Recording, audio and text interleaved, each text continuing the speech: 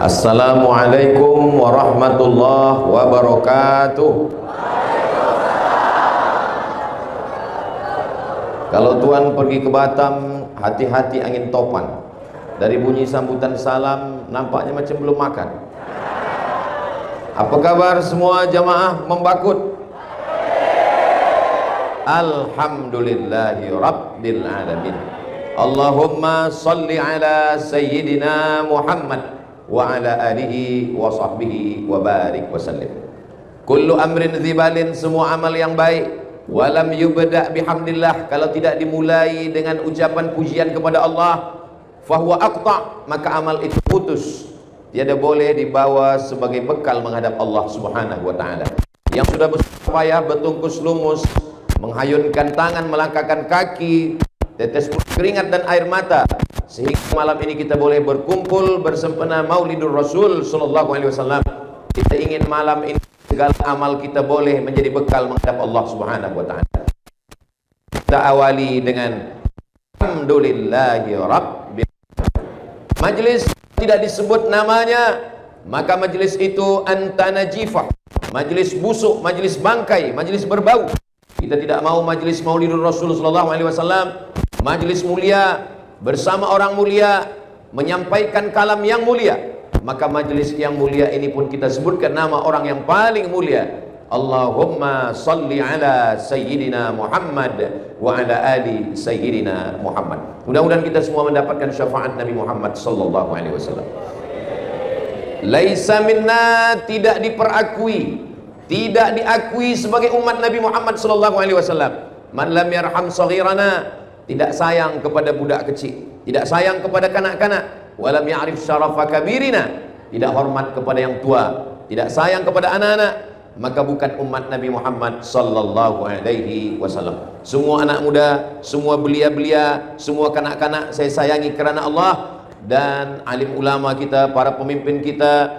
Wa akhussu bidzikri sahibul fadilah al-ustaz Dr. Datuk Haji Muhammad Arifin bin Haji Muhammad Arif, mudah-mudahan panjang umur, sehat badan, istiqamah iman dan Islam, beserta para datuk, datin, hadirin hadirat, muslimin muslimat. Hadir pula bersama kita malam ini Konsul Negara Brunei Darussalam. Semua yang berhadir tak dapat saya sebutkan satu persatu. Semua yang hadir ini insyaallah mendapatkan pahala jihad fisabilillah. Bukan kata saya, ini janji Nabi Muhammad sallallahu alaihi wasallam. Man kharaja fi talabil ilmi, siapa yang keluar rumah dengan niat menuntut ilmu, fahuwa fi sabilillah, maka dia sama seperti orang yang berjihad fi sabilillah hatta yarji'a, sampai dia pulang ke rumah. Yang hadir tadi dari awal hinggalah waktu Isya, hinggalah tazkirah Maulidur Rasul, hingga sampai nanti puncaknya doa dan pulang ke rumah, maka insyaallah selama dia di majlis ini tercatat sebagai orang yang berjihad fi sabilillah. Amin ya rabbal alamin. Langkah kakinya menghapus dosa, langkah kedua mengangkat darjah. Maka semua yang hadir, yang datang naik kereta, sepeda, motosikal, semua yang datang dengan niat baik, innamal a'malu binniyat. Adapun yang datang tidak dengan niat baik, maka selepas sampai kemari datang niat baiknya, maka dia pun juga akan mendapatkan keberkahan, kebaikan, istiqamah iman dan Islam, bahagia dunia akhirat insyaallah. Amin ya rabbal alamin. Malam ini kita berkumpul bersama sempena Maulidur Rasul sallallahu alaihi wasallam, bulan Rabiul Awal. Ada orang yang mengatakan bahwa Maulidur Rasul itu bid'ah. Jadi kalau maulid itu bid'ah, yang membuat maulid bid'ah, yang menjemput bid'ah, yang dijemput bid'ah, yang datang pelaku bid'ah.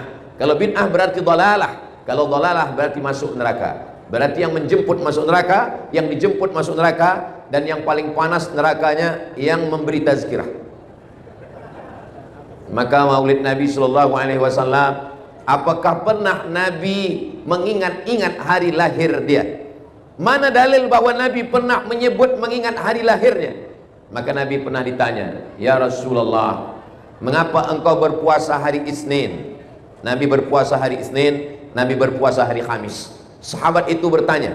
Sahabat itu tidak hanya diam saja, sahabat juga ingin tahu apa alasan. Mengapa engkau berpuasa hari Isnin ya Rasulullah? Apa jawab Nabi sallallahu alaihi wasallam? "Dzaka yauma wulidtu," hari Senin aku dilahirkan. "Wa yauma bu'istu," hari Isnin aku dibangkitkan. "Wa yauma unzalu alayya," hari Isnin wahyu diturunkan kepadaku. Ada 3 alasan kenapa Nabi berpuasa hari Isnin. Salah satu daripada 3 alasan itu adalah karena Nabi dilahirkan hari Isnin. Apa maknanya? Nabi pun mengingat hari lahirnya, Nabi pun mensyukuri atas nikmat lahirnya. Maka kita pun ikut mensyukuri nikmat lahir. Nabi mensyukuri nikmat lahirnya dengan ibadah. Ibadahnya adalah berpuasa. Dan kita mensyukuri nikmat lahir Nabi Muhammad SAW dengan beberapa ibadah. Ibadah mendengar tazkirah, ibadah membaca Al-Quran, ibadah menyambung tali silaturahim, ibadah mengucapkan salam, ibadah mendengarkan tazkirah. Semoga apa yang kita lakukan ini semuanya diridhai Allah Subhanahu wa taala. Amin ya rabbal alamin. Lalu kemudian Nabi SAW di dalam kitab Sahih Al-Bukhari, pakcik Nabi bernama Abbas. Abbas saudara kandung daripada Abdullah. Abbas bermimpi berjumpa dengan saudara kandungnya Abdullah, Hamzah, Abbas, Abdul Muttalib, Abu Talib. 5 yang masyhur yang selalu disebut dalam sirah. Abbas, Hamzah, Abu Talib, Abdullah, Abu Lahab. Tapi ada 5 lagi yang tidak disebut karena mereka 10 lelaki dan 5 perempuan. Itulah nazar daripada Abdul Muttalib. Kalau saya ada 10 anak lelaki, maka 1 dari anak itu akan saya sembelih. Lalu kemudian dia adakan pemilihan, dan ternyata pilihan itu jatuh kepada Abdullah, lalu ditebus dengan 100 ekor kambing. Itulah kenapa Nabi Muhammad SAW disebut dengan Ibnu Dzabihaini, anak dari 2 lelaki yang hampir disembelih. Yang pertama Ismail, yang kedua adalah Abdullah. Maka Hamzah, Abbas, Abu Talib, Abdullah, Abu Lahab adalah saudara kandung, sama-sama anak daripada Abdul Muttalib. Selepas Abu Lahab meninggal dunia, maka Abbas, pakcik Nabi SAW, bermimpi. Dalam mimpinya dia berjumpa dengan Abu Lahab, disebutkan dalam kitab Sahih Al-Bukhari.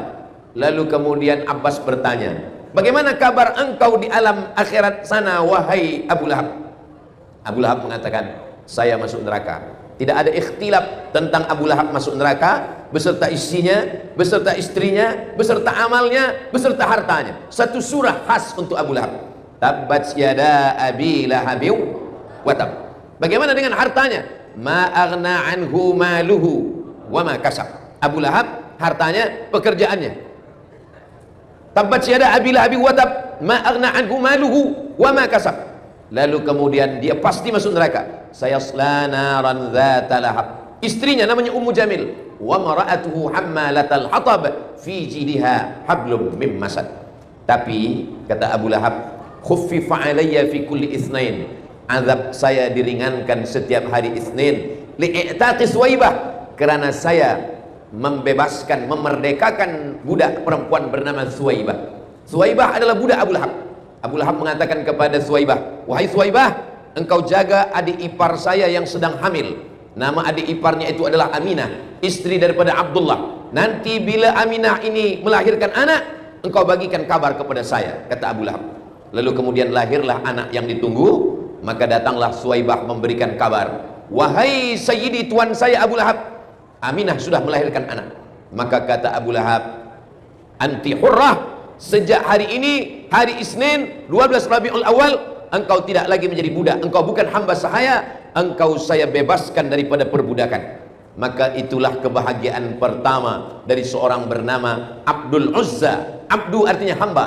Tuhan mereka Lata, Uzza, Manat, Hubal, Jibti, Taghut, Naham. Maka Abdul Uzza maknanya hamba Uzza. Dan dia selalu dipanggil dengan Abu Lahab. Lahab artinya api yang menyala-nyala. Tabbat yada abi Lahab, kerana dia sangat handsome, maka bila dia datang macam api yang menyala, maka dia dipanggil dengan Abu Lahab. Jadi kalau di Membakut ni ada orang sangat handsome tapi tak sembahyang, bolehlah dipanggil Abu Lahab. Ya Abu Lahab, wahai engkau seperti api yang menyala. Maka Hamzah, Abdullah, Abu Talib, Abbas, saudara kandung mereka semua. Lalu kemudian Abbas bertanya, kata Abu Lahab, saya masuk neraka, tapi azab saya diringankan setiap hari Isnin, li'itaqi Suwaibah, kerana saya senang menyambut kelahiran Nabi Muhammad sallallahu alaihi wasallam. Ada seorang ulama bernama Al-Hafiz Al-Maqdisi. Mendengar riwayat dalam Sahih Al-Bukhari ini, Al-Hafiz Al-Maqdisi bersyair dengan 6 bait syair. Apa kata dia? Idza kana hadza kafiran jaa dhammuhu tabbat yadahu fil jahimi mukhlida ata annahu fi kulli yaumil itsnaini abada yukhaffaf anhu al-'adzabu masruran bi ahmada fa kaifa billadzi tula umrihi bi ahmada masruran wa mata muwahhida. 6 bait syair. Maknanya, idza kana hadza kafiran jaa dhammuhu, kalau si Abu Lahab yang memang sudah dicela, dimasukkan Allah Ta'ala dalam api neraka, idza kana hadza kafiran jaa dhammuhu tabbat yadahu fil jahimi mukhlida, kekal dalam api neraka selamanya. Yukhaffaf anhul adzabu masruran bi ahmada, diringankan azabnya setiap hari Isnin karena dia bahagia menyambut kelahiran Sayyidina Muhammad sallallahu alaihi wasallam. Fa kaifa billadzi tula umrihi, bagaimana dengan seorang muslim yang sepanjang umurnya dia berbahagia, wa mata muwahhida, dan dia mati dalam keadaan bertauhid, asyhadu an la ilaha illallah wa asyhadu anna Muhammadan Rasulullah sallallahu alaihi wasallam. Inilah dalil daripada Ahlus Sunnah wal Jamaah mengungkapkan kesenangan, kebahagiaan dengan lahirnya Sayyidina wa Maulana wa Syafi'ina wa Zuhrina wa Qurrati A'yunina Muhammad sallallahu alaihi wasallam. Kenapa Ustaz Abdul Somad menyebutnya Sayyidina? Bukan kita yang menyebut Sayyidina. Sayyidina itu dia sendiri menyebut dirinya. Kata Nabi dalam hadis sahih, ana sayyidu waladi Adam. Saya ini adalah sayyidu waladi Adam. Seluruh umat manusia keturunan Adam, ana sayyid, saya adalah pemimpinnya. Itulah mengapa kita mengatakan Allahumma salli ala sayyidina. Lalu kenapa kita mengatakan maulana? Nabi sendiri yang berkata dalam hadis, man kuntu maulahu fa'aliyun maulahu. Siapa yang mengangkat aku sebagai pemimpinnya, maka Sayyidina Ali adalah pemimpinnya. Itulah mengapa kita mengatakan Allahumma salli ala sayyidina wa maulana. Mengapa kita katakan wa syafi'ina? Karena dialah yang memberikan syafaat. Dalam hadis syafaat Usma, ketika mereka datang menghadap kepada Nabi Adam alaihissalam, kata Nabi Adam, saya malu menghadap Allah karena saya makan buah khuldi. La taqraba hadhihi syajarah, jangan engkau dekati buah khuldi, fatakuna minaz zalimin, nanti engkau jadi orang zalim. Fa azallahum syaitan, digoda, disesatkan oleh syaitan. Tapi kemudian dia bertaubat, dan doa yang paling tua yang selalu kita baca, Rabbana zalamna anfusana wa illam taghfir lana wa tarhamna lanakunanna minal khasirin. Mereka datang menghadap kepada Nabi Nuh. Kata Nabi Nuh, aku malu menghadap Allah kerana anakku Kan'an aku ajak naik ke atas bahtera perahu sampan.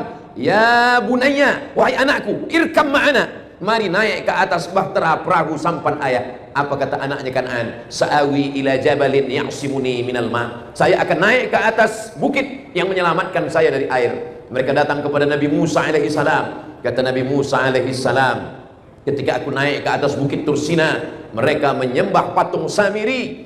Lalu kemudian mereka datang kepada Nabi Isa alaihi salam. Apa kata Nabi Isa? Mereka menyembah aku setelah aku diangkat oleh Allah Subhanahu wa taala. Maka yang berani menghadap adalah Sayyidina wa Maulana wa Syafi'ina, yang memberikan syafaat kepada kita. Man dzalladzi yashfa'u 'indahu illa biiznih. Siapa yang boleh memberikan syafaat kecuali dengan izinnya? Yang boleh memberikan syafaat adalah Sayyidina wa Maulana wa Syafi'ina wa Qurrati A'yunina, sejuk dipandang mata. Kita selalu menginginkan istri yang sejuk dipandang mata. Kita berharap mendapatkan anak yang sejuk dipandang mata. Maka itu adalah doa kita, Rabbana hab lana min azwajina wa dzurriyyatina qurrata a'yun. Tapi ada yang lebih sejuk daripada semuanya. Dia adalah wa ma arsalnaka illa rahmatan lil alamin. Dia adalah Sayyidina wa Maulana wa Syafi'ina wa Zuhrina wa Qurrati A'yunina Muhammad sallallahu alaihi wasallam. Semua ucapan ulama itu ada dalilnya. Semua perbuatan ulama itu ada hadisnya. Kalaupun tidak ada hadis, maka ada pendapat para ulama. Kita mengikut Al-Quran, tapi mengikut tafsir para ulama. Kita mengikut hadis, mengikut pemahaman para ulama Ahlus Sunnah wal Jamaah. Semoga sampai hari kiamat kita semua berpegang kepada sunnah Nabi Muhammad sallallahu alaihi wasallam. Apa kata Allah dalam Al-Quran? Wa dzakirhum bi ayyamillah, ingatkan mereka tentang hari-hari Allah. Apa maksud ingatkan mereka tentang hari-hari Allah? Maka kata ulama, makna hari-hari Allah adalah nikmat Allah. Ingatkan mereka tentang nikmat nyawa, ingatkan mereka tentang nikmat harta, ingatkan mereka tentang nikmat kuasa.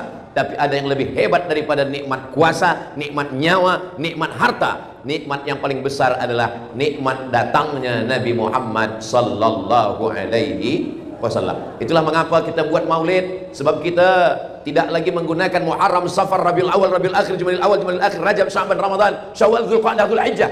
Kita menggunakan Januari, Februari, Maret, April, Mei dan seterusnya. Maka kalau kita tidak buatkan maulid, majelis maulid, mengenang maulid, maka umat ini melupakan. Maka kita disuruh mengingatkan lagi, wa dzakirhum bi ayyamillah, ingatkanlah mereka tentang hari-hari Allah. Maknanya nikmat-nikmat Allah, dan nikmat yang paling besar di antara semua nikmat adalah nikmat datangnya Nabi Muhammad sallallahu alaihi wasallam. Dan kita membacakan maulid yang paling tua sekali, maulid Ad-Daibai dari Yaman. Selepas maulid Ad-Daibai, maulid Al-Burdah. Setelah maulid Al-Burdah, maulid Abu Ja'far Al-Barzanji. Setelah Al-Barzanji, itulah dia maulid yang selalu dibaca, maulid Simtud Durar Sayyidi Al-Habib Ali Al-Habsyi. Lalu kemudian yang sekarang banyak dibaca, maulid Diya'ul Lami' yang ditulis oleh Sayyidi Al-Habib Umar bin Hafiz. Di kampung halaman saya, masa saya kecil-kecil lagi, itu biasa dibaca maulid Al-Barzanji. Maulid Al-Barzanji tidak hanya dibaca pada bulan Maulidur Rasul, bulan Rabiul Awal. Pada saat menikah baca maulid, pada saat akikah baca maulid, pada saat khitan anak baca maulid, pada saat pindah rumah baca maulid. Maknanya apa? Kita selalu mengenang kelahiran Nabi Muhammad sallallahu alaihi wasallam, tidak hanya di bulan Rabiul Awal. Apa yang boleh kita ambil pelajaran dari maulid Nabi Muhammad sallallahu alaihi wasallam? Dimanapun ada program maulid, kita hadir, kerana maulid itu di dalamnya ada salawat, di dalam maulid ada baca Quran, di dalam maulid ada tazkirah, di dalam maulid ada silaturahim, di dalam maulid ada salam, di dalam maulid ada turun rahmat dan barakah. Yang pertama adalah salam. Semua kita mendapatkan salam. Semua pengacara mengucapkan salam, datuk-datuk mengucapkan salam, Abdul Somad mengucapkan salam. Assalamualaikum warahmatullahi wabarakatuh. Assalamualaikum, selamat hartamu, selamat anakmu, selamat istrimu, selamat suamimu, selamat keluargamu, selamat jawatanmu, selamat duniamu, selamat akhiratmu. Warahmatullah, semoga engkau mendapatkan curahan rahmat Allah Subhanahu wa taala. Wabarakatuh, berkah ilmumu, berkah hartamu, berkah jawatanmu, berkah pekerjaanmu, berkah negerimu, berkah istrimu, berkah anakmu, berkah keturunanmu. Wabarakatuh. Lalu kemudian di dalam maulid kita ada bersalaman. Ma min muslimaini, ada dua orang muslim, yatasafa'ani, yaltaqiyani, berjumpa, wa yatasafa'ani, kemudian dia bersalaman, illa ghufirat, maka diampunkan zunubuhuma, diampunkan dosa mereka, malam yatafarraqa, selama mereka belum berpisah. Dalam hadis lain dikatakan tasaqat zunubuhuma, gugur dosa-dosanya, kama tasaqat awraqus syajar, sebagaimana daun-daun kayu berguguran dari pohon kayu dihembus angin, begitulah dosa-dosa lepas. Dapat salam, dapat musafahah. Di dalam maulid turun keberkahan kerana dibacakan ayat-ayat Al-Quran. Wa idza quri'al Quran, kalau Quran dibacakan, fastami'u lahu, dengar baik-baik, wa ansitu, diam, la'allakum turhamun, turun rahmat dan kasih sayang Allah Subhanahu wa taala. Dalam maulid kita sedang membaca, mengkaji tentang sejarah Nabi sallallahu alaihi wasallam. Siapa yang boleh bercerita tentang Nabi 60 tahun, 63 tahun diringkaskan dalam satu tazkirah? Tak boleh. Oleh sebab itu maka siapapun yang datang bagi tazkirah Maulidur Rasul, kita datang, kita dengar. Apa yang boleh kita bawa balik sebagai kenangan, kita bawa. Kerana semuanya itu adalah bagian dari sejarah Nabi Muhammad sallallahu alaihi wasallam. Bagi para ayah, bagi para bunda, bagi para ibu yang ingin anaknya kenal dengan Nabi, kita belikan buku sejarah Nabi. Ada buku sejarah Nabi yang ditulis oleh Muhammad Hussein Haikal, namanya Hayatu Muhammad. Hayatu Muhammad ditulis untuk membantah para orientalis yang mencaci, mengolok, mengejek Nabi Muhammad sallallahu alaihi wasallam. Ada buku sejarah Nabi yang paling tua yang ditulis, disebut dengan kitab Sirah Ibn Ishaq. Ada kitab ditulis lagi oleh Sirah Ibn Hisham. Ada lagi sejarah Nabi yang ditulis oleh Imam Abul Fida Ismail Ibn Kathir yang menulis tafsir Al-Quranil Azim. Tapi pada masa moden, pemerintah Saudi Arabia membuat lomba musabaqah menulis sejarah Nabi Muhammad bersempena dengan Maulidur Rasul. Maka Saudi Arabia pernah membuat lomba menulis biografi sejarah Nabi Muhammad sallallahu alaihi wasallam. 150 negara dari seluruh dunia ikut. Yang menang bukan dari Mesir, yang menang bukan dari Maghribi, yang menang bukan dari Yaman, yang menang bukan dari Saudi Arabia, yang menang dari Muslim minority dari India. Beliau bernama Syekh Safiur Rahman Al-Mubarak Furi. Nama kitabnya Ar-Rahiq Al-Maktum. Amat sangat baik kitab ini dibelikan, sudah diterjemah ke dalam bahasa Melayu, ke dalam bahasa Inggris, ke dalam berbagai macam bahasa dunia. Maka kita belikan bersempena dengan Maulidur Rasul, kita bagikan kepada anak-anak kita. Walaupun kita belum sempat membacanya, nanti bila kita mati, anak-anak kita membuka Dia tengok di dalam lemari kita ada sejarah Nabi. Mungkin tidak kita yang membaca, anak kita yang membaca, cucu kita yang akan mengkajinya, mengalir juga pahalanya untuk kita. Maka tidak ada ruginya memberikan hadiah bersempena dengan Maulidur Rasul, Maulid Nabi Muhammad sallallahu alaihi wasallam. Pada malam hari ini Al-Faqir Abdul Somad akan menyebutkan beberapa riwayat bahwa Nabi sallallahu alaihi wasallam itu kedatangannya adalah membangun dengan ilmu. Mana bukti bahwa Nabi Muhammad SAW itu membangun dengan ilmu? Yang pertama, ayat yang pertama kali turun adalah Iqra. Padahal ketika itu orang Arab tidak boleh membaca. Mereka tidak menulis dan tidak membaca. Al-Quran bercerita tentang itu. Walladzi ba'atsa fil ummiyina rasulan minhum. Allah mengutus kepada kaum yang ummi. Ummiyun maksudnya mereka yang tidak menulis dan tidak membaca. Maka yang menulis, yang membaca saat itu 40 orang. Itulah yang diangkat Nabi sebagai penulis wahyu. Di antaranya khalifah yang 4, Sayyidina Abu Bakar, Sayyidina Umar, Sayyidina Uthman, Sayyidina Ali. Di antaranya sahabat Nabi adalah Ubay bin Ka'ab, begitu juga dengan Zaid bin Thabit, Muawiyah bin Abi Sufyan. Mereka disebut dengan Kuttabul Wahyi, mereka yang menulis wahyu yang turun. Maka ketika yang pertama kali turun adalah Iqra, membaca. Iqra bismi rabbikal ladzi khalaq, khalaqal insana min 'alaq, Iqra wa rabbukal akramul ladzi 'allama bil qalam, 'allamal insana ma lam ya'lam. Maka yang pertama kali turun adalah membaca, dan membaca adalah ilmu pengetahuan.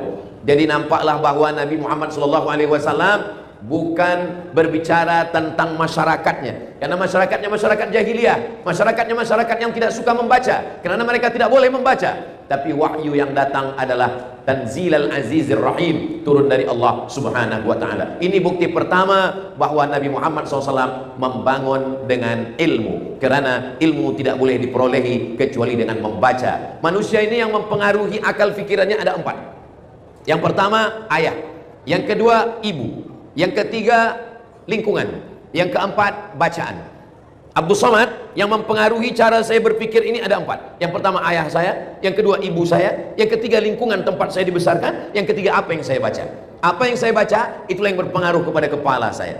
Maka Nabi yang pertama wahyu yang dia dikirimkan Allah kepadanya adalah membaca, supaya manusia dipengaruhi oleh hasil daripada bacaannya. Tapi Nabi Muhammad SAW pikirannya tidak dipengaruhi oleh 4. Kenapa? Ayah tidak mempengaruhi pikiran Nabi, karena ayahnya sudah meninggal ketika dia 2 bulan dalam kandungan. Ibunya pun tidak sempat mempengaruhi pikiran Nabi, karena Nabi dibesarkan di rumah Halimatus Sa'diyah. Tak lama setelah itu dia dikembalikan kepada ibunya, lalu kemudian ibunya pun meninggal dunia saat membawanya berziarah ke kota Al-Madinah, dan saat pulang meninggal. Lalu kemudian lingkungan Nabi peminum khamar, pemabuk, pezina, pejudi. Tapi Nabi tidak dipengaruhi oleh lingkungan. Yang ketiga, yang keempat adalah membaca. Nabi tidak boleh membaca. Maka bacaan tidak mempengaruhi pikiran Nabi, karena Allah menjadikan tidak mampunya Nabi membaca itu sebagai wahyu. Seandainya Nabi boleh membaca, maka apa kata orang? Itu Al-Quran diambil daripada Taurat, diambil daripada Zabur, diambil daripada kitab-kitab yang ada di zaman itu.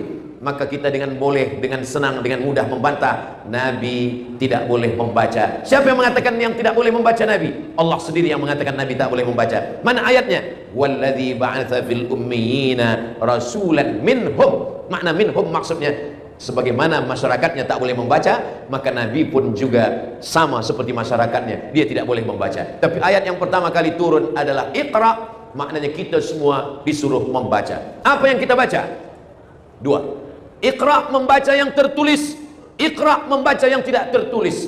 Membaca alam semesta, inna fi khalqis samawati, dalam penciptaan langit, wal ardi, penciptaan bumi, waqtilafil laili wan nahar, perputaran siang dan malam, la ayatin, itu semua adalah ayat-ayat. Ada ayat yang kita baca, Allahu la ilaha illa huwal hayyul qayyum, ayat kursi namanya. Ada ayat yang kita baca, alhamdulillahirabbil alamin, ayat Al-Fatihah namanya. Tapi ada ayat kauniyah, ayat semesta. Wa fil ardi ayatun lil muqinin, di bumi ini ada ayat-ayat Allah. Wa fi anfusikum afala tubsirun, di dalam dirimu kenapa kamu tidak membacanya? Maka Islam datang menyuruh kita membangun dengan ilmu pengetahuan, tidak hanya setakat membaca yang tertulis, yang tersurat, tapi juga kita disuruh membaca yang tersirat. Maka yang tersirat pun dapat kita baca. Afala yanzuruna ilal ibili kaifa khuliqat, bagaimana unta diciptakan, wa ilas samai kaifa rufi'at, bagaimana langit diangkat, wa ilal ardi kaifa sutihat, bagaimana bumi dihamparkan, wa ilal jibali kaifa nusibat, bagaimana bukit-bukit, gunung-gunung dijadikan sebagai pasak di atas muka bumi. Ini pun juga perlu dibaca. Membangun dengan ilmu, maka yang dalil pertama adalah Iqra bismi rabbikal ladzi khalaq.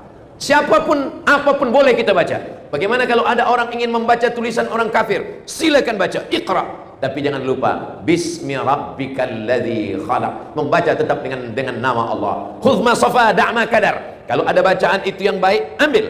Yang tidak baik, buang jauh-jauh. Membaca buku orang-orang liberal yang mengatakan bahwa semua agama sama, silakan baca. Tapi untuk mengambilnya sebagai pengetahuan, fa in tanaza'tum fi syai'in, kalau kamu bersilang pendapat tentang satu masalah, apakah ini halal atau haram, apakah ini boleh atau tidak boleh, farudduhu ilallah, balikkan kepada Allah, tengok Al-Quran. Wa ila Rasul, balikkan kepada Rasulullah, tengok sunnah Nabi Muhammad SAW. Al-Quran dan sunnah. Tapi ada satu lagi, al-ulama warathatul anbiya. Kalau kita tidak tahu, jangan kita baca Al-Quran, kita baca terjemah, kita fahami sendiri, kita sudah sesatkan orang banyak. Dallun mudil, sesat dan menyesatkan orang lain. Al-Faqir Abdul Somad masih membaca Al-Quran, tapi membaca tafsir. Setiap subuh membacakan tafsir Jalalain yang ditulis oleh Imam Jalaluddin Al-Mahalli, Imam Jalaluddin As-Suyuti kepada para pelajar-pelajar di pondok Ma'had Az-Zahra. Tetap membaca tafsir. Kalau tafsir masalah hukum hakam fiqh, baca tafsir Al-Jami' li Ahkamil Quran. Kalau tafsir tentang masalah riwayat-riwayat, maka baca tafsir Al-Quranil Azim Abul Fida Ismail Ibn Kathir. Kalau tafsir yang mengkaji tentang Al-Ra'yi, maka tafsir Al-Kabir Mafatihul Ghaib Imam Fakhruddin Ar-Razi. Tafsir tasawuf, maka di sana ada tafsir At-Tustari Imam Sahal At-Tustari. Maka ini semua adalah kita mengambil pemahaman Al-Quran melalui pemahaman para ulama, karena kita tidak boleh memahami sendiri, karena kita bukan apa-apa dan bukan siapa-siapa. Yang pertama adalah Iqra, namun Iqra tetap dengan bismi rabbikal ladzi khalaq. Yang kedua, membangun dengan pengetahuan. Islam bukan setakat membangun hanya dengan akhirat, mana surga, mana neraka, mana malaikat, mana ruh yang tak nampak. Tapi Islam mengajarkan kita tentang ilmu pengetahuan dengan meyakini yang nampak. Dengan itulah kita beriman kepada yang tak nampak. Contoh, idza qumtum ila shalah, kalau kamu mahu salat, faghsilu wujuhakum, basuh wajah kamu, wa aydiyakum ilal marafiq, membasuh tangan sampai ke siku, wamsahu bi ru'usikum, sapulah kepala kamu, wa arjulakum ilal ka'bain, kepala sampai telinga, wa arjulakum ilal ka'bain, kaki hingga sampai ke mata kaki. Saya pernah disoal, ditanya oleh jamaah, coba Ustaz bacakan ayat tentang wudu. Saya bacakan, idza qumtum ila sholati faghsilu wujuhakum wa aydiyakum ilal marafiq. Kenapa membasuh tangan sampai ke siku? Kenapa bunyi ayatnya tidak dari siku sampai ke hujung? Sedangkan kita biasa membasuh tangan dari siku sampai ke ujung, tapi bunyi ayat itu dari ujung jari hingga ke siku. Ustaz Abdul Somad, boleh saya tanya Ustaz? Kata saya boleh. Coba Ustaz bacakan ayat tentang wudu. Ila kuntum ila sholati faghsilu wujuhakum wa aydiyakum ilal marafiq, tangan hingga sampai ke siku. Lalu dia tanya balik ke saya, kenapa ayat itu mengatakan sampai ke siku? Kenapa bukan dari siku hingga ke ujung? Kata saya, awak jangan banyak tanya, nanti banyak tanya Bani Israel masuk neraka. Begitu caranya kalau kita tak boleh jawab. Rupanya yang bertanya ini seorang dokter.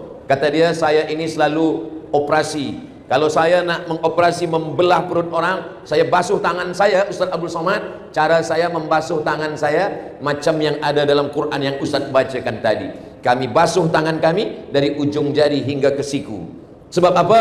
Sebab kalau dari siku turun ke bawah, maka ujung jari air, maka segala kuman, bakteri, penyakit ada di ujung jari. Tapi bila kita basuh dari ujung sampai ke siku, maka bersihlah ujung jari kita. Kata saya, awak dah tahu kenapa tanya saya?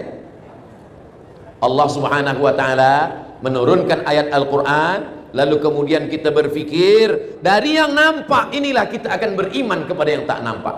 Yang tak nampak malaikat, yang tak nampak ruh, yang tak nampak alam barzah, yang tak nampak surga, yang tak nampak neraka. Tapi kita menjadi beriman kepada yang tak nampak, karena sesuatu yang nampak. Dari mana Nabi Muhammad tahu perkara ini? Padahal dia tak boleh membaca, dia tak boleh menulis. Dari situlah akan datang keimanan kepada Allah Subhanahu wa ta'ala. Membangun dengan ilmu pengetahuan. Yang ketiga, bila kita baca Al-Quran, amma yatasaalun anin naba'il azim alladhi hum fihi mukhtalifun kalla saya'lamun thumma kalla saya'lamun alam naj'alil arda mihada. Kami jadikan bumi ini terhampar. Ternyata bumi yang terhampar ini, di atas ini ada bumi lapisan bagian atas, sama seperti pentas tempat saya tegak berdiri, ada bagian atas. inilah dia hambal, ada karpet. Dia bergoncang, dia bergoyang. Bagaimana supaya dia tidak bergoyang? Maka dia mesti dibagi paku. Pakunya itu adalah disebutkan dalam Al-Quran. Allah Subhanahu wa ta'ala, wal jibala autada. Jibal, bukit-bukit, autada, sebagai pakunya. Maka sebagaimana kita letakkan kertas di tepi dinding, lalu kemudian datang angin kencang, kertas bergoyang kena angin, puting beliung. Begitu jugalah bagian bumi bagian atas ini bergoyang. Lalu bagaimana supaya bumi ini tidak bergoncang? Dibuatkan Allah pakunya, wal jibala autada. Ternyata bila kita tengok ada gunung yang menjulang tinggi, sesungguhnya sepertiga yang di atas, 2/3 terhunjam ke dalam tanah. Nanti sampai masanya gunung-gunung ini akan tercabut. Gunung Merapi, gunung yang menjulang tinggi akan tercabut dari dalam tanah, akan naik ke atas. Allah Subhanahu wa taala berfirman, wa takunul jibalu kal ihnil manfush. Wa takunul jibal, gunung-gunung, bukit-bukit, kal ihni, seperti bulu kambing yang dihembus angin. Gunung berat, batu, besi, emas, ada semua di dalam. Lalu kemudian bulu kambing ringan. Kita ambil bulu kambing, kita letakkan ke tapak tangan, kita hembus dengan angin yang sangat kuat, maka dia berterbangan. Allah Ta'ala mengatakan dalam Al-Quran, wa takunul jibalu kal ihnil manfush. Gunung-gunung akan datang pada hari nanti seperti bulu kambing yang dihembus angin. Maka bila kita tanya kepada orang yang mengkaji tentang ilmu bumi, namanya geologi, maka mereka pun akan mengatakan itu, bahwa gunung-gunung ini akan tercabut, dan ketika gunung tercabut maka bumi akan bergoncang. Itulah yang disebut dengan hari kiamat. Apa kata Allah dalam Al-Quran? wa taran nasa sukara. Ketika gunung tercabut, bumi bergoncang, kamu melihat manusia seperti mabuk. Wa mahum bisukara, mereka bukan mabuk, walakinna azaballahi syadid, tapi azab Allah itu amat sangat kuat. Beberapa bulan lepas saya pergi ke Banda Aceh. Sampai di Aceh saya pergi ke museum tentang tsunami. Lalu saya tanyakan apa yang terjadi ketika tsunami. Itu Ustadz Abdul Somad, di tengah laut Aceh itu ada bagian bumi yang bertemu, lalu kemudian dia bergeser sehingga bergoncang. Lalu goncangannya di tengah laut itulah yang membuat air di pantai surut sekejap. Ikan-ikan naik, lalu kemudian setelah itu dia naik lagi ke atas, menghancurkan semuanya. Apa kata Allah dalam Al-Quran? Idzas sama'un fatarat, langit terbelah. Wa idzal kawakibun tasarat, planet, bintang-bintang gemintang berjatuhan. Wa idzal biharu fujirat, ketika lautan diletupkan, diledakkan. Wa idzal quburu bu'athirat, semua yang dikubur akan dibangkitkan. Alimat nafsum ma qaddamat wa akharat. Disitulah manusia baru sadar apa yang sudah dia lakukan, apa yang akan dia bawa nanti menghadap Allah Subhanahu wa ta'ala. Membangun masyarakat dengan ilmu pengetahuan sesuai dengan ajaran Nabi Muhammad sallallahu alaihi wasallam. Jadi kalau hari ini ada anak-anak kita belajar fakulti geologi ilmu bumi, maka sesungguhnya mereka juga sedang mengkaji ayat-ayat Allah Subhanahu wa ta'ala. Tapi bukan ayat yang tersurat, bukan ayat Al-Fatihah, bukan ayat kursi, tapi ayat kauniyah. Itu juga akan mendekatkan mereka kepada Allah Subhanahu wa ta'ala. Yang keempat, ghulibatir Rum, bangsa Romawi dikalahkan. Terjadi peperangan antara dua negara kerajaan yang sangat besar. Yang barat namanya Rom, dalam Al-Quran ada sesuatu surat namanya surat Ar-Rum. Yang timur namanya Faris atau Persia. Raja Rom digelar dengan Kaisar, Julius Kaisar. Sedangkan yang Persia digelar dengan Syahin Shah, raja segala raja. Berperang antara Persia dengan Rom. Lalu apa kata Allah dalam Al-Quran dalam surat Ar-Rum? Ghulibatir Rum, Rom akan dikalahkan. Rum dikalahkan. Di mana bangsa Romawi dikalahkan? Fi adnal ardi, di bumi yang paling dekat. Makna bumi yang paling dekat adalah tempat berperangnya, bertembungnya pasukan Rum dengan Persia. Tempat itu yang sekarang disebut dengan Al-Bahrul Mayyit. Bahru, laut, Mayyit, mati. Bahrul Mayyit, laut mati. Dead Sea, laut mati, sekarang berada di Jordan, Yordania. Ternyata makna terjemah itu, semua ahli tafsir mengatakan fi adnal ardi, berada di bumi yang dekat. Kenapa disebut laut mati itu bumi yang dekat? Karena dia dekat dengan kota Makkah Al-Mukarramah. Begitulah para ahli tafsir mengatakan, Bahrul Mayyit, laut mati, tempat bertembung, berperangnya pasukan Rum dengan Persia, dikatakan sebagai bumi yang dekat karena lokasinya dekat dengan kota Makkah dan kota Al-Madinah Al-Munawwarah. Sekarang para ahli ilmu bumi menemukan temuan bahwa dia disebut sebagai bumi bukan terdekat. Fi adna maknanya terendah. Karena ternyata rupanya laut mati itu adalah di seluruh permukaan bumi dunia ini yang paling rendah daripada permukaan air laut adalah laut mati. Itulah kenapa Allah mengatakan fi adnal ardi. Dari mana Nabi Muhammad SAW tahu bahwa permukaan bumi yang paling rendah di dunia adalah laut mati? Itu semua bagi orang yang beriman mudah saja. Tanzilal azizir rahim, datang dari Allah subhanahu wa ta'ala. Yang kelima, ketika manusia diciptakan dari nutfah berubah menjadi alaqah. Alaqah artinya darah yang menempel di rahim, mohon maaf. Lalu kemudian dari alaqah menjadi mudghah. Mudghah artinya segumpal, seketul, segenggam daging. Dari mudghah berubah menjadi izam, terbentuklah tulang. Fakasawnal izama lahma, tulang ini kami balut dengan daging. Dari air berubah menjadi darah, menjadi daging, daging menjadi tulang, tulang dibalut dengan daging. Tsumma ansha'nahu khalqan akhar, lalu kami ciptakan dia makhluk yang baru. Fatabarakallahu ahsanul khaliqin, maha suci Allah yang menciptakan sebaik-baik penciptaan. Dialah yang pencipta sebaik-baik penciptaan. Kebetulan dalam sebuah seminar saya bersama seorang dokter berdua. Saya membacakan ayatnya dan dokter ini membacakan menurut ilmu kedokteran. Kata si dokter ini berkata, namanya Dokter Alfian, Ustaz Abdul Somad, saya pernah menanyakan ayat ini kepada seorang profesor dari Amerika. Profesor, dalam kitab suci kami Al-Quran dikatakan bahwa manusia itu prosesnya 5. Dari nutfah berubah menjadi darah, berubah menjadi daging, berubah menjadi tulang, tulang dibalut daging, menjadi makhluk yang sempurna. Apa pendapat kamu tentang kitab suci saya yang bercerita tentang ini? Kata profesor dari Amerika itu, mungkin nabi kamu itu sudah punya mikroskop. Mereka tidak berpikir tentang Tuhan, mereka tidak berpikir tentang Jibril, mereka tidak berpikir tentang yang gaib, karena sulit, susah, payah bagi mereka untuk mempercayai itu. Tapi bagi kita senang saja. Wa ma yantiqu 'anil hawa in huwa illa wahyun yuha, dari Allah Subhanahu wa taala. Bahkan Nabi SAW menceritakan harinya. Inna ahadakum yujma'u khalquhu fi batni ummihi 40 yawman nutfah, 40 hari dalam bentuk air. Summa yakunu 'alaqatan mithla dhalik, 40 hari dalam bentuk darah. Summa yakunu mudghatan mithla dhalik, 40 hari dalam bentuk daging. Summa yursalul malaku, setelah itu barulah dikirim Allah Subhanahu wa taala malaikat. Membangun dengan ilmu pengetahuan. Umat ini mesti disadarkan bahwa kitab suci engkau adalah kitab ilmu pengetahuan. Sila belajar di fakulti perubatan kedokteran, sila belajar di fakulti geologi, engkau akan menemukan kebenaran, karena Allah berjanji, sanurihim ayatina, kami akan tunjukkan ayat-ayat kami, tanda-tanda kebesaran kami fil afaq, di atas permukaan alam semesta. Dengan apa? Dengan menggunakan akal fikiran. Afala ta'qilun, kenapa tidak berpikir? Afala tatafakkarun, kenapa tidak berpikir? Afala tatadzakkarun, kenapa tidak mengambil pelajaran dari yang sudah disebutkan Allah dalam Quran dan hadis Nabi Muhammad sallallahu alaihi wasallam. Yang keenam,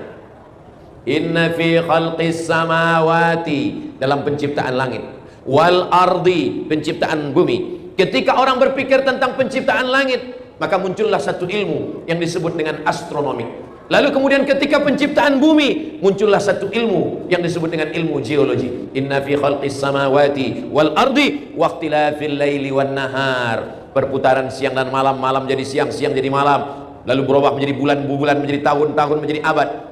Inna fi khalqis samawati wal ardi waqtilafil laili wan nahari la ayat, itu semua adalah ayat-ayat. Tapi Allah tidak mengatakan la ayat linnas, karena tidak semua manusia menjadikan itu sebagai ayat. Lalu itu bagi siapa? Liulil albab, bagi orang yang berakal dan berfikiran saja. Sebetulnya kita ini berpikir dengan hati atau dengan kepala? Maka tidak sepakat Imam Syafi'i dengan Imam Hanafi. Kata Imam Hanafi, berpikir itu dengan kepala. Itulah kenapa orang selalu mengatakan, saya sudah letih berpikir Ustaz, kepala saya ini sakit berpikir. Tapi kata Imam Syafi'i, menurut ayat Al-Quran, berpikir itu di hati. Mana dalilnya? Afala yatadabbaruna Al-Quran, mengapa mereka tidak memahami Al-Quran? Am ala qulubin aqfaluha, atau hati mereka sudah terkunci? Jadi kalau gitu berpikir itu di hati. Dalam ayat lain dikatakan, lahum qulubun la yafqahuna biha, mereka punya hati tapi tidak berpikir. Jadi kalau begitu berpikir itu bukan dengan kepala tapi dengan hati. Maka kedua-duanya benar. Imam Abu Hanifah benar berpikir dengan kepala, Imam Syafi'i pun benar berpikir dengan hati. Kenapa?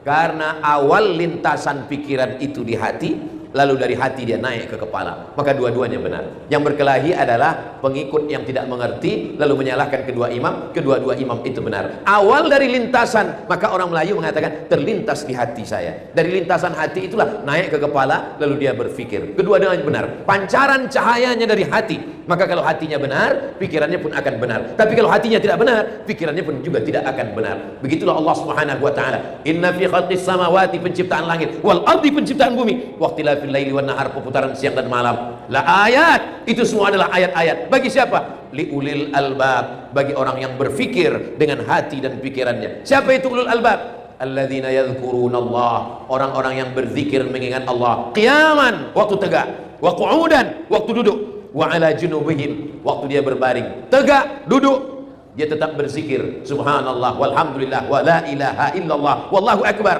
La ayati li ulil albab alladzina yadhkuruna Allah qiyaman wa qu'udan wa ala junubihim wa yatafakkarun, dan mereka berfikir fi khalqis samawati, berfikir tentang penciptaan langit, wal ardi, dan bumi. Dan kemudian mereka berkata, Rabbana ma khalaqta hadza batila, ya Allah, tidaklah yang engkau ciptakan ini sia-sia. Faqina adzabannar, puncak daripada ilmu adalah faqina adzabannar, selamatkan kami dari api neraka. Puncak daripada ilmu adalah bukan master, bukan PhD, bukan profesor, tapi mulutnya berkata faqina adzabannar, Rabbana atina fid dunya hasanah wa fil akhirati hasanah wa qina adzabannar. Yang ketujuh adalah bahwa ketika Allah Subhanahu wa taala berfirman, Bapak Ibu, hadirin hadirat, encik puan tuan semua hafaz ayat ini. Nasiyatin kazibatin khati'ah.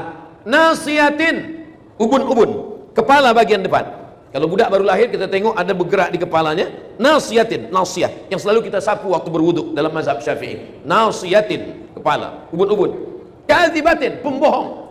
Khati'atin, pembuat dosa, yang berbohong lidah, yang berbuat dosa tangan, yang berbuat dosa mata, yang berbuat dosa telinga, yang berbuat dosa kaki, yang berbuat dosa kemaluan. Tapi kenapa dalam ayat ini nasiyatin, kazibatin, khati'ah? Ternyata yang boleh menjawab ini adalah doktor spesialis otak. Saya duduk bersama, saya bacakan ayat, lalu dia membacakan ilmu pengetahuan, membangun dengan ilmu pengetahuan. Ustaz Abdul Somad, ternyata otak manusia ini terbagi kepada 4. Kanan, kiri, hadapan, depan, dan belakang. Dan yang berfikir itu adalah yang depan. Berfikir itu depan. Dan ketika Allah Subhanahu wa taala mengatakan nasiyatin kazibatin khati'ah, maknanya otak yang bagian depan berfikir, dan kalau dia kotor jahat, dialah yang khati'atin kazibatin, pembohong, pendusta, penjahat, pembuat dosa. Karena sesungguhnya yang memerintahkan semuanya adalah otak, akal, pikiran manusia. Dari mana dia datang? Dari darah. Darah yang naik ke otak. Dari mana darah datang?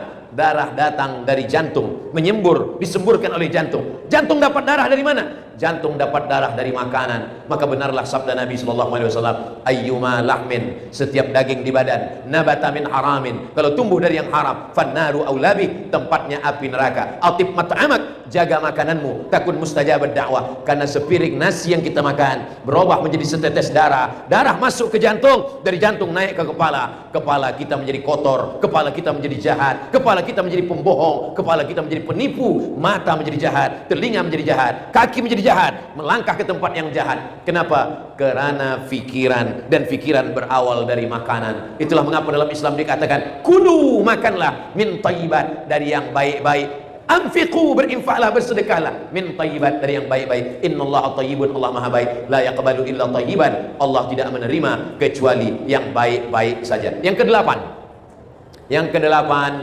ketika Nabi SAW sedang berdiri, datang Asi bin Wa'il. Kata Asi bin Wa'il, ya Muhammad, dia bawa tulang yang sudah kering. Ayuhyi rabbuka hadzal idhama ba'dama baliya wa ramma. Apakah Tuhanmu boleh menghidupkan tulang yang sudah hancur ini? Nabi Muhammad diam. Datang malaikat Jibril membawakan jawaban. Qul, katakan ya Muhammad, yuhyiha alladhi ansha'aha awwala marrah wa huwa bikulli khalqin alim. Katakan kepada Asi bin Wa'il, kepada orang yang tidak percaya bahwa setelah engkau mati, engkau hancur, dimakan cacing tanah, engkau akan hidup sekali lagi. Susahkah bagi Allah menghidupkan kita? Innama amruhu idza arada syai'an ay yaqula lahu kun fayakun. Ternyata dari ujung rambut sampai ke ujung kaki, semuanya akan hancur. Rambut yang selama ini kita cuci, kita basuh dengan sampo termahal, rambutlah yang pertama kali lepas dari kulit kepala. Bola mata yang dipuji-puji suami istri, mata itulah yang pertama kali lepas dari tempatnya. Kuku yang dijaga dipelihara, kuku yang akan tercabut lalu kemudian dimakan oleh cacing. Tapi ada satu tulang yang tidak hancur, azmuz zanab, ujung tulang belakang. Lalu dari ujung tulang belakang itulah yang akan ditunjuk Allah Subhanahu wa taala. Innama amruhu idza arada syai'an ayyaqula lahu kun fayakun. Kita masuk surga itu bukan roh. Kalau masuk surga roh, berarti kita mimpi masuk surga. Kita tidak mau mimpi masuk surga. Kita masuk surga beserta dengan jasad-jasad kita sekali. Kita akan kembali sempurna sedia kala seperti ciptaan Allah Subhanahu wa taala. Sekarang ada yang disebut dengan stem cell, bahwa sel bisa tumbuh kembali. Datang seorang dokter palang merah PMI yang membawa bantuan ke Palestina. Saya bersama seminar dengan beliau. Ustaz Abdul Somad, di dalam badan kita ini ada sel yang kalau saya pasangkan dia boleh tumbuh balik. Dia tunjukkan pada saya video tentang seorang pembantu dia yang kakinya sudah dipotong karena penyakit gula, diabetes. Lalu kemudian dilekatkan sel ini, maka daging yang sudah membusuk tadi menjadi tumbuh kembali. Begitulah nanti daging-daging kita yang sudah hancur akan tumbuh kembali. Dengan yang nampak maka menjadi beriman kepada yang tak nampak, dengan yang ada menjadi beriman kepada yang tidak ada. Kalau dulu orang Islam membawa pedang untuk berhadapan dengan Abu Jahal dan Abu Lahab, di akhir zaman pedangnya adalah ilmu pengetahuan, membangun masyarakat muslim dengan ilmu pengetahuan. Yang kesembilan, sekarang ada yang disebut dengan global warming. Dunia semakin panas. Kenapa dunia semakin panas? Ais yang ada di kutub mencair. Karena ais mencair, maka air laut naik ke atas. Daratan-daratan sebagian pantai tenggelam. Apa yang menyebabkan? Karena dunia semakin panas. Apa yang membuat panas? Karena lapisan ozon mulai berlubang akibat dari pemakaian pabrik, kilang, mesin dan semuanya, sehingga ozon berlubang. Yang ketebalan ozon itu 600 km. Subhanallah, Masya Allah, Tabarakallah. Allah bercerita dalam Al-Quran bahwa ozon bukan hanya berlubang, tapi dia boleh terbelah. A'udzubillahi minasyaitonirrajim. Bismillahirrahmanirrahim. Dalam surat Al-Infitar, idza samaa'un fatarat, langit terbelah. Jadi kalau sudah langit terbelah, ozon terbelah, tak ada lagi yang akan melindungi kita. Semua meteor yang ada dari angkasa jatuh ke bumi. Selama ini mana meteor? Kenapa dia tak sampai kemari? Karena dia ditapis oleh ozon. Tapi bila ozon ini terbelah, uap panas yang ada dari atas turun ke kita. Sedangkan sekarang dia berlubang sedikit saja kita panasnya. Na'udzubillah. Bagaimana di akhir zaman? Tapi Allah Maha Sayang. Yang merasakan fitnah akhir zaman hanya orang kafir saja. Hari kiamat itu tidak dirasakan orang beriman, karena datang uap sejuk, orang yang beriman meninggal semua. Itulah kenapa sebelum salam kita minta perlindungan dari 5. Allahumma inni a'udzubika min adzabi jahannam wa min adzabil qabri wa min fitnatil mahya wal mamat wa min syarri fitnatil masihid dajjal. 5. Maka yang dimaksud dengan fitnatil mahya, ketika ozon itu terbelah dan semua manusia kepanasan terbakar, kita tidak merasakan karena kita mati sebelum itu. Mudah-mudahan kita diselamatkan daripada kesusahan hari kiamat, insyaallah. Yang last sekali, yang ke-10 adalah bahwa Allah Subhanahu wa taala menunjukkan ke alam semesta sekarang yang katanya tak percaya kepada yang tak nampak, roh. Orang-orang Amerika, orang-orang Eropa, mereka sesungguhnya percaya kepada roh. Kenapa? Bila terjadi suatu accident, musibah, maka mereka akan mengatakan SOS, save our soul. Mereka tidak mengatakan badan, tapi soul. Soul adalah roh. Maka sesungguhnya mereka percaya kepada roh. Bahwa sekarang mereka tidak percaya kepada roh. Mereka menantang, mana Tuhan, mana malaikat, mana akhirat. Tapi dalam lubuk hati yang paling dalam, sesungguhnya mereka percaya kepada yang tidak nampak. Seorang ateis, dia tegak di atas mimbar, Imam Hanafi ada di bawah. Lalu dia menantang Imam Hanafi, wahai Hanafi, kalau memang betul Tuhanmu itu ada, apa kerja dia sekarang? Semua yang ada di alam ini bekerja. Kalau memang Tuhanmu ada, apa kerja dia sekarang? Imam Hanafi berkata, boleh saya naik ke atas mimbar? Dan tak mungkin kita berdua di atas mimbar, engkau turun sekejap. Lalu Imam Hanafi naik ke atas, orang ateis yang tak percaya kepada Tuhan itu turun ke bawah. Lalu Imam Hanafi membacakan ayat, inilah kerja Tuhan, tu'izzu man tasha wa tudhillu man tasha. Orang yang baik naik ke atas, orang yang jahat turun ke bawah. Begitulah Allah Subhanahu wa taala kalau dia ingin menunjukkan. Itulah 10 salah satu bukti ajaran Nabi Muhammad sallallahu alaihi wasallam bahwa Islam akan bangkit dengan kita giat mengkaji beberapa ilmu pengetahuan yang ada di dalam Al-Qur'an. Kenapa Ustaz Abdul Somad hanya bercerita 10 saja? Karena itulah yang ingat, yang lain tak ingat lagi. Kenapa Ustaz Somad hanya bercerita 10 saja? Karena tadi masa saya mula tegak berdiri pukul 8.30, sekarang sudah pukul 9.30. 1 jam saya tegak berdiri di hadapan datuk, datin, puan, tuan semua. Mudah-mudahan Maulidur Rasul kita malam ini membangkitkan kesadaran kita. Kalau kita ingin membanggakan Nabi Muhammad, kalau kita ingin dibanggakan Nabi Muhammad, kalau kita ingin Islam ini menjadi agama yang dimuliakan, dihormati, maka kita membangunnya dengan ilmu pengetahuan yang ada dalam Quran dan hadis Nabi Muhammad sallallahu alaihi wasallam. Sallallahu ala Muhammad sallallahu alaihi wasallam.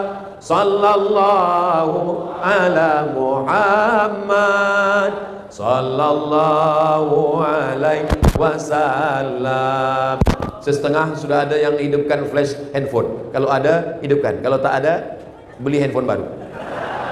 Sallallahu ala Muhammad sallallahu alaihi wasallam. Sallallahu ala Muhammad sallallahu alaihi wasallam. Ya Nabi salam alaika, ya Rasul salam alaika, ya Habibi salam alaika, salawatullah alaika. Allahumma salli ala Sayyidina Muhammad.